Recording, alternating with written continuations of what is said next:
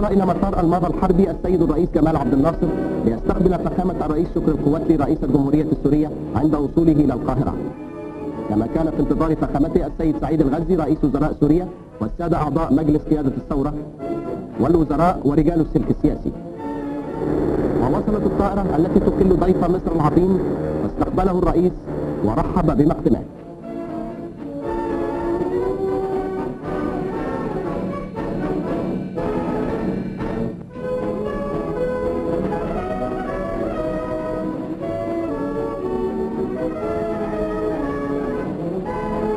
وعزفت الموسيقى السلام الوطني السوري وأدى التحية حرس شرف من القوات الجوية.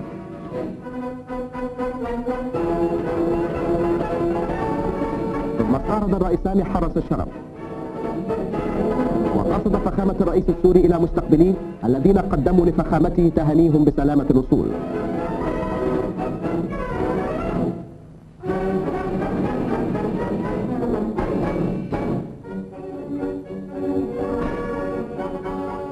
وصحب الرئيس جمال عبد الناصر ضيفه الكريم إلى القصر الجمهوري الذي أعد لضيافة فخامته.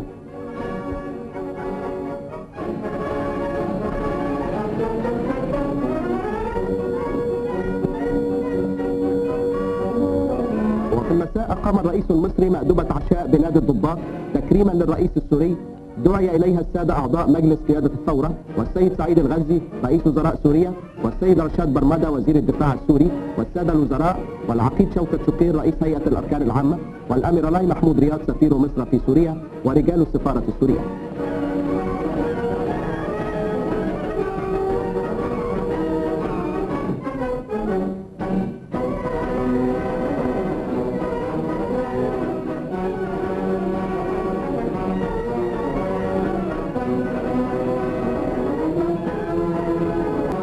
وفي اليوم الثاني استقبلت مصر بطلا من أبطال العروبة وقائدا من قواد نهضتها جلالة الملك سعود عاهل المملكة العربية السعودية.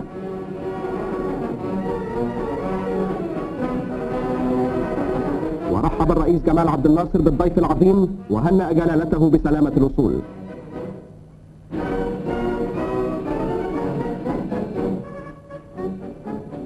ثم عزفت الموسيقى السلام الملك السعودي وأدى التحية حرس شرف من القوات الجوية.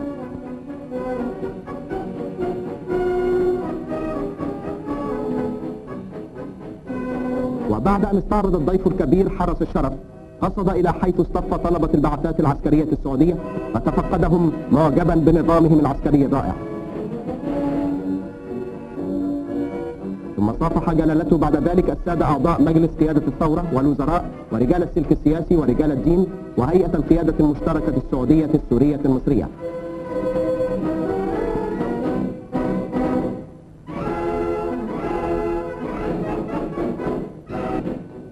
وصحب الرئيس جمال عبد الناصر العاهل السعودي إلى القصر الجمهوري حيث كان في انتظارهما فخامة الرئيس شكري القواتلي رئيس الجمهورية السورية. وتصافح قادة العرب الثلاثة.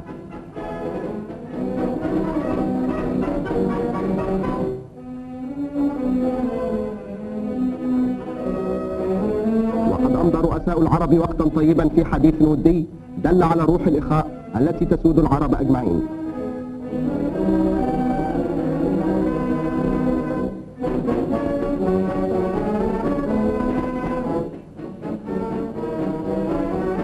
وفي المساء أقام الرئيس المصري مأدبة عشاء بنادي الضباط تكريما لضيف مصر العظيم، ووصل جلالة الملك سعود وفخامة الرئيس شكري القواتلي ورئيس جمال عبد الناصر حيث كان في انتظارهم سمو الأمير مشعل وزير الدفاع السعودي وسمو الأمير متعب والسادة أعضاء مرة الثورة ورئيس الوزارة السورية والوزراء.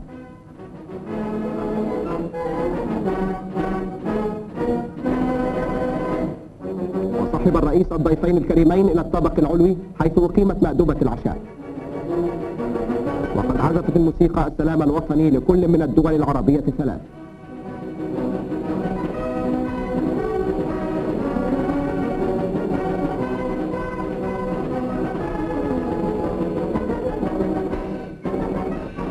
وفي صباح يوم الأربعاء 7 مارس بدأ في القصر الجمهوري اجتماع الأقطاب الثلاثة الكبار سعود والقواتلي وجمال عبد الناصر بحضور السادة السيد سعيد الغزي رئيس وزراء سوريا وسيادة الشيخ يوسف ياسين والدكتور محمود فوزي وزير الخارجية وقائد الجناح علي صبري. وقد بحث في هذا الاجتماع التاريخي تنسيق الدفاع عن العالم العربي ضد أي عدوان، وتقديم المعونة للأردن وتأييدها ومساعدتها ضد كل ضغط، وبحث موقف الدول التي تمد إسرائيل بالسلاح. وسيولي الأقطاب الثلاثة الاجتماعات لبحث الموقف العربي من كل الوجوه.